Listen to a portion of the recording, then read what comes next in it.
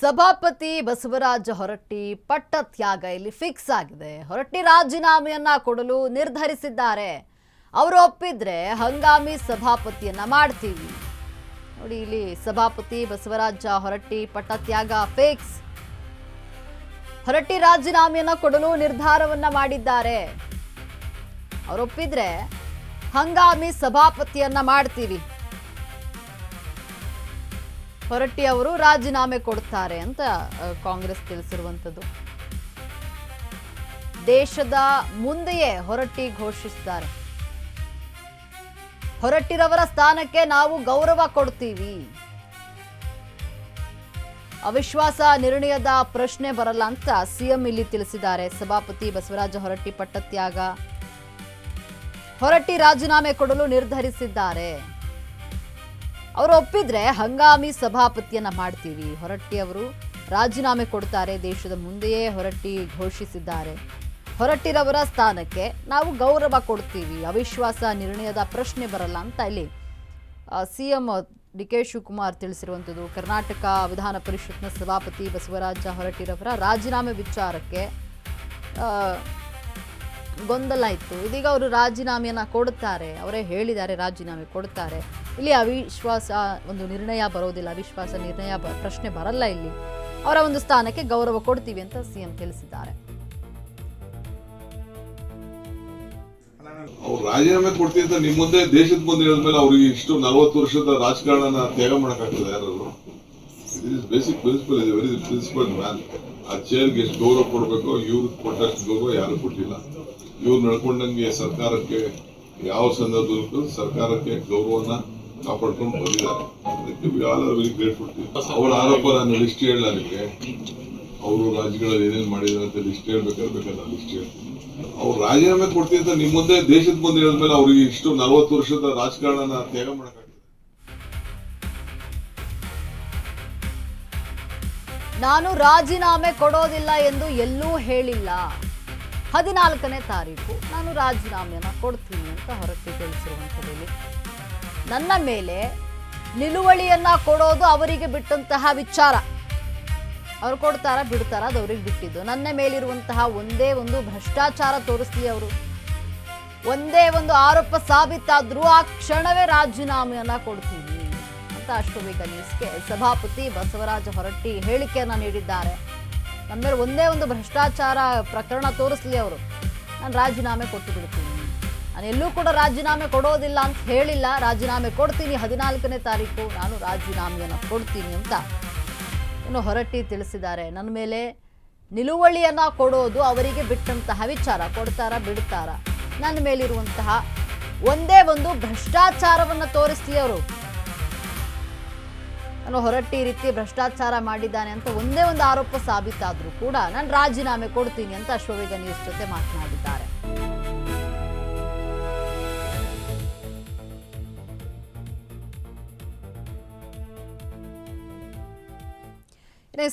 ಈ ಕುರಿತು ನಮ್ಮ ಪ್ರತಿನಿಧಿ ದೀಪ ಸಭಾಪತಿ ಹೊರಟ್ಟಿರವರನ್ನ ಮಾತನಾಡಿಸಿದ್ದಾರೆ. ಏನ್ ಹೇಳಿದ್ದಾರೆ ಬನ್ನಿ ನೋಡೋಣ.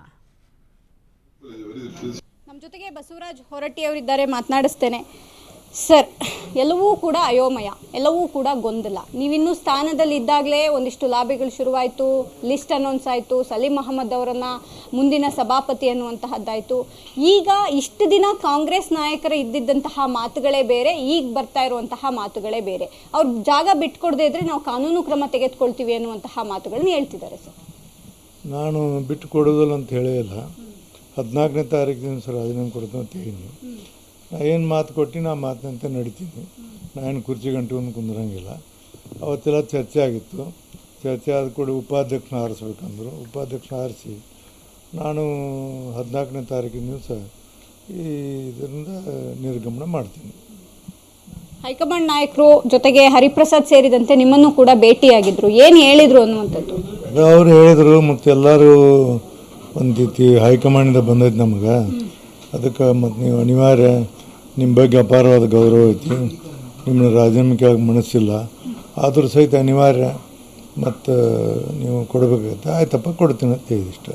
ಅವ್ರು ಇವತ್ತು ಹೇಳಿರುವಂಥದ್ದು ಇನ್ ಕೇಸ್ ಏನಾದರೂ ಅವ್ರು ಬಿಡಲಿಲ್ಲ ಅಂದರೆ ನಾವು ಮುಂದಿನ ಕಾನೂನು ಕ್ರಮಕ್ಕೆ ಮುಂದಾಗ್ತೇವೆ, ಅಂದರೆ ಅವಿಶ್ವಾಸ ನಿರ್ಣಯ ಮಂಡನೆ ಮಾಡ್ತೇವೆ ಅನ್ನುವಂಥ ಮಾತುಗಳನ್ನು ಇವತ್ತು ಹೇಳಿದ್ದಾರೆ ಸರ್. ನಾನು ಅಷ್ಟು ಮೂರ್ಖಲ್ಲ. ಅವಿಶ್ವಾಸ ನಿರ್ಣಯ ಮಂಡಿಸ್ಕೊಳ್ಳೋದಕ್ಕೆ ನನಗೇನ ಇವತ್ತು ನಾ ಹೇಳ್ತೀನಿ ನಿಮ್ಗೆ ಆನೆಸ್ಟಾಗಿ, ಒಬ್ಬರ ಮೇಲೆ ಅವಿಶ್ವಾಸ ಮಂಡನೆ ಮಾಡಬೇಕಾದ್ರೆ ಏನಾದರೂ ಆಪಾದನೆಗಳಿರಬೇಕು, ಭ್ರಷ್ಟಾಚಾರ ಇರಬೇಕು, ಮತ್ತೇನಾದ್ರು ಮಾಡಿರಬೇಕು, ಪಕ್ಷಪಾತ ಮಾಡಿರಬೇಕು, ಅಥವಾ ಯಾವ್ದಾದ್ರು ಏನೋ ಮಾಡಿರ್ಬೇಕು. ಅಂಥವು ಯಾವನ್ನೂ ನನ್ನ ಮೇಲೆ ಅವರು ನೋ ಕಾನ್ಫಿಡೆನ್ಸ್ ಮಾಡೋಕ್ಕೆ ಯಾವುದೇ ರೀತಿಯಿಂದ ನನಗೆ ಆಪಾದನೆ ಮಾಡೋಕ್ಕೆ ಸಾಧ್ಯ ಇಲ್ಲ. ಬಹುಮತ ಐತತ್ ಮಾಡ್ತೀವಿ ಅಂತಾರೆ, ಸಹಜ ಐತಿ. ಅದಕ್ಕೆ ಸ್ಕೋಪ್ ಕೊಡೋದ ನನ್ನ ಏನು ಮಾತು ಕೊಟ್ಟೀನಿ ಆ ಮಾತಿನಂತೆ ನಾನು ಸದನವನ್ನು ನಡೆಸಿ ಡೆಪ್ಟಿ ಚೇರ್ಮನ್ ಆರಿಸಿ ನಾನು 14ನೇ ತಾರೀಕಿನ ದಿವಸ ನಾನು ರಿಸೈನ್ ಮಾಡಿ ಮನೆಗೆ ಹೋಗ್ತೀನಿ. ಇವತ್ತು ನಿಲುವಳಿ ಸೂಚನೆಗೆ ಮುಂದಾಗ್ತಿದ್ದಾರಂತೆ ಸರ್. ಜೊತೆಗೆ ಐವಾನ್ ಡಿಸೋಜ ಅವರು ಇವತ್ತು ನಿಲುವಳಿ ಸೂಚನೆಯನ್ನು ಅಂದರೆ ಆ ಪತ್ರವನ್ನು ಸಲ್ಲಿಸ್ತಾರೆ ಅನ್ನುವಂಥದ್ದು ಒಂದು ಚರ್ಚೆ ಇದೆ ಸರ್. ಅದು ಅವ್ರಿಗೆ ಬಿಟ್ಟದ್ದು. ಅವ್ರಿಗೆ ಯಾಕಂದ್ರೆ ಅವ್ರ ಅಧಿಕಾರವನ್ನು ನಾವು ಕ್ವಶನ್ ಮಾಡೋಕ್ಕಾಗೋದಿಲ್ಲ. ಅವ್ರ ಅಧಿಕಾರ ಐತಿ, ಅವ್ರಿಗೆ ಕೊಡೋದು, ಅವ್ರು ಏನಾರು ಮಾಡ್ಕೊಳ್ಳಿ, ನನಗೆ ಅದಕ್ಕೆ ಸಂಬಂಧ ಇಲ್ಲ ವಿಷಯ. ಎರಡು ವಿಚಾರ ಇಟ್ಕೊಂಡು ಅವರು ನಿಲುವಳಿ ಸೂಚನೆಗೆ ಮುಂದಾಗ್ತಿದ್ದಾರೆ ಸರ್. ಒಂದು, ಸಭಾಪತಿ ಬಸವರಾಜ ಹೊರಟ್ಟಿ ಅವರು ಪಕ್ಷಪಾತವನ್ನು ಮಾಡಿದ್ದಾರೆ ಎನ್ನುವಂತಹದ್ದೊಂದು, ನೇಮಕಾತಿ ವಿಚಾರದಲ್ಲಿ ಅಕ್ರಮ ಎಸಗಿದ್ದಾರೆ ಅನ್ನುವಂತಹ ಡಾಕ್ಯುಮೆಂಟ್ ಇದೆ, ಅದರ ಆಧಾರದ ಮೇಲೆ ನಿಲುವಳಿ ಸೂಚನೆ ನಾವು ಮಂಡನೆ ಮಾಡ್ತೇವೆ ಅನ್ನುವಂಥದ್ದು ಅವ್ರ ವಾದ ಸರ್. ಒಂದೇ ಒಂದು ಉದಾಹರಣೆ ಹೇಳಿ ಅವರು, ಒಂದೇ ಒಂದು ಉದಾಹರಣೆ ಈ ನಿಮಿಷದಲ್ಲೇ ರಾಜೀನಾಮೆ ಕೊಡ್ತಾನೆ. ನಮ್ಮಲ್ಲಿ ಕೆಲಸ ಮಾಡ್ತೀವಿ 10 ವರ್ಷ 12 ವರ್ಷ ಪಾಪ ಬಡವರು ಪೇಪರ್ ಮಾರಿ ಬಂದು ಜೀವನ ನಡೆಸಿದ್ರು. ಅವ್ರನ್ನ ಮಾಡಿ ಅವಾಗ ಏನಂದ್ರೆ ಬೋರ್ಡ್ಲೇ ಮಾಡ್ತದೆ. ಅದನ್ನು ನಾವೊಬ್ಬನೇ ಮಾಡೋಕ್ಬೋದಲ್ಲ, ಬೋರ್ಡ್ ಇರ್ತೈತಿ. ಬೋರ್ಡಿಂದ ಏನೈತೆ ಅಂದ್ರೆ ಚೀಫ್ ಮಿನಿಸ್ಟರು, ಲಾ ಮಿನಿಸ್ಟರು, ನಾನು ಇರ್ತೀವಿ. ಅವಾಗ ಒಬ್ಬೊಬ್ಬರು ಇರ್ತಾವೆ ಮಾಡಿ ಬೋರ್ಡ್ನಾಗ ಕಾನೂನು ಪ್ರಕಾರ ಮಾಡಿ 6-8 ತಿಂಗಳಾಯ್ತು, ಒಂದೂವರೆ ವರ್ಷ ಒಂದಾಯ್ತು, ಇಬ್ಬರು ನೇಮಕಾತಿ ಮಾಡಿ ಕಾನೂನು ಪ್ರಕಾರ ಐತಿ. ಅದ್ರಾಗ ಯಾವುದೇ ರೀತಿ ಇಲ್ಲ. ಮತ್ತು ಹೇಳಕ್ಕೆ ಏನಾಗಿದೆ, ಈಗ ಭ್ರಷ್ಟಾಚಾರ ಮಾಡ್ಯಾರ ಅನ್ನೋದು ಒಬ್ಬರಾರ ಹೇಳಿ ಬಾಯಲ್ಲಿ, ಇಡೀ ಇದ್ರಾಗ ಒಬ್ಬರು ಏನಾರು ಹಿಂಗೆ ನನ್ನ ಕಡೆ ದುಡ್ಡು ತೊಗೊಂಡು ಅಂತ ಹೇಳಿ ನಾ ಏನು ಹೇಳಿಕೆ ಅನ್ನೋದು ಅವ್ರ ಬಾಯಿ ಐತೆ, ಅವ್ರ ಮಾತಲ್ಲಿ ನನಗೆ ಅದಕ್ಕೆ ಅಂತ ನಾನು ಅಂಥ ಕೆಲಸ ಮಾಡಿಲ್ಲ. ಸಹಜವಾಗಿ ರಾಜ್ಯ ನಾಯಕರ ಸೂಚನೆ ಅಥವಾ ರಾಜ್ಯ ನಾಯಕರುಗಳ ಒಂದಿಷ್ಟು ವಿಚಾರಗಳು ಇಲ್ಲದೆ ಸಭಾಪತಿಯವರ ಲಿಸ್ಟ್ ಅನೌನ್ಸ್ ಆಗೋದಿಲ್ಲ. ಯಾಕಂದರೆ ಹೈಕಮಾಂಡ್ ನಾಯಕರುಗಳಿಗೆ ರಾಜ್ಯದಲ್ಲಿ ಏನು ನಡೀತಿರುತ್ತೆ ಅನ್ನೋದು ರಾಜ್ಯ ನಾಯಕರೇ ಒಂದಿಷ್ಟು ವಿಚಾರಗಳನ್ನ ಹಂಚ್ಕೋಬೇಕು. ಆ ಆಧಾರದ ಮೇಲೆಯೇ ಇದೀಗ ಸಲೀಂ ಅವರ ಹೆಸರು ಕೂಡ ಪಟ್ಟಿಯಲ್ಲಿ, ಅಂದರೆ ಅವರು ಲಿಸ್ಟನ್ನು ಅನೌನ್ಸ್ ಮಾಡಿ ಬಂದಿದ್ದಂತಹದ್ದು. ಈಗ ಹೇಳ್ತಾ ಇರುವಂತಹದ್ದು ಹಿರಿಯರಿದ್ದಾರೆ, ನಾವು ಅವ್ರನ್ನ ಹಂಗೆಲ್ಲ ನಡೆಸ್ಕೊಳ್ಳಲ್ಲ ಅನ್ನುವಂತಹ ತಮಗೆ ಸಮಾಧಾನದ ಮಾತುಗಳನ್ನು ರಾಜ್ಯ ನಾಯಕರು ಹೇಳ್ತಿದ್ದಾರೆ ಸರ್. ಹೌದು, ಎಲ್ಲರೂ ಹೇಳ್ತಾರೆ, ಇನ್ಕ್ಲೂಡಿಂಗ್ ಮುಖ್ಯಮಂತ್ರಿ ಹೇಳಿದರು, ನೀವೊಬ್ಬರು ಭಾಳ ಉತ್ತಮವಾದಂಥ ರೀತಿಯಿಂದ ಸದನ ನಡೆಸಿರಿ, ನಿಮ್ಮ ಬಗ್ಗೆ ಅಪಾರವಾದಂಥ ಗೌರವ ಇದೆ ಎಲ್ಲ ಈಗ ಮುಖ್ಯಮಂತ್ರಿ ಇದ್ದರು. ಬಟ್ ಅನಿವಾರ್ಯ ನಮಗೆ ಹೈಕಮಾಂಡಿಂದ ಇಂಥವ್ರು ಮಾಡಬೇಕಂತ ಬಂದೈತಿ.